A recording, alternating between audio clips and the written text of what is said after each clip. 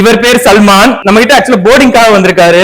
3 months இருக்குமா நம்ம கிட்ட வந்தாரு. அதுக்கு அடுத்து இப்ப 10 months ஆயிடுச்சு. இவர் கொடுக்குற ட்ரீட் பாத்தீங்கன்னா ஓட்ஸ் அண்ட் பம்ப்கின். இது உங்களுக்கு அமேசான்ல அவைலபிளா இருக்கு. தாராளமா நீங்க அங்க போய் பர்ச்சேஸ் பண்ணிக்கலாம். நீங்க ஸ்ட்ரீட் டாக்ஸ் அடாப்ட் பண்ண போறீங்கன்னா தாராளமா அடாப்ட் பண்ணுங்க. பட் 10 monthsக்குள்ள உங்க டாக் ட்ரெயின் பண்ணிருங்க.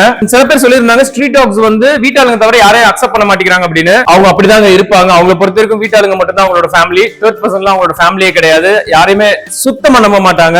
ஒரு 100% ஆஃப் ஸ்ட்ரீட் டாக்ஸ் இருக்குன்னா அதுல 80% ஆஃப் ஸ்ட்ரீட் டாக்ஸ்க்கு கம்பல்சரி ட்ரைனிங் வேணும். பேலன்ஸ் 20% பேசிக்கலாவே ஃப்ரெண்ட்லி டாகா தான் இருப்பாங்க. ஸ்ட்ரீட் டாக்ஸ் அடாப்ட் பண்றீங்கன்னா பேசிக்கா ஒரு விஷயம் தெரிஞ்சுக்கோங்க. அவங்க உடம்புல நிறைய விதமான டிஎன்ஏஸ் இருக்கும். ஸ்பெசிபிக்கான டிஎன்ஏ இருக்காது. இப்ப ராட்வீலர் எடுக்கிறீங்க, பீகிள் எடுக்கிறீங்க, கோம்பே எடுக்கிறீங்க, சிப்பிபார் எடுக்கிறீங்கன்னா அவங்க ஸ்பெசிபிக் பிரீட்ஸ். கோம்பேனா கார்டிங் டாக்னு சொல்லிடலாம், ராட்வீலர்னா கார்டிங் டாக், ஒர்க்கிங் டாக்னு சொல்லிடலாம், லேப்ரடார் டாக்னா ஃப்ரெண்ட்லி டாக்னு சொல்லலாம், பீகிள்னா ஹண்டிங் டாக்னு சொல்லலாம், கன்னி சிப்பிபார்னா அவங்களுமே ஹண்டிங் டாக்னு சொல்லலாம். பட் ஸ்ட்ரீட் டாக்ஸ் வந்து ஆல் இன் ஆல் எல்லா கேரக்டரிஸ்டிக்ஸ் உள்ள டாக்ஸ்னா ஸ்ட்ரீட் டாக்ஸ் தான். இவங்க வந்து இந்தியன் பரைனா டாக்ஸ் சொல்லுவாங்க, டெசி டாக்ஸ் சொல்லுவாங்க. நான் எங்க போனாலும் பின்னாலே வருவாரு. என் கூட ஜாம் போட்டு ஒட்டின மாதிரியே தான் என் கூட இருப்பாரு. பேசிக்கலா வந்து நிறைய பேர் என்கிட்ட சொல்லியிருக்காங்க, என்னோட டாக் வந்து ஒரு 1 year 1.5 years தாண்டிட்டாங்க, என்னோட டாக் கடிக்க ஆரம்பிக்கிறாங்க, எங்களை பார்த்து வந்து உரும ஆரம்பிக்கிறாங்க, இதை கண்ட்ரோல் பண்றதுக்கு ஏதாவது வழி இருக்கான்னு கேட்டாங்க.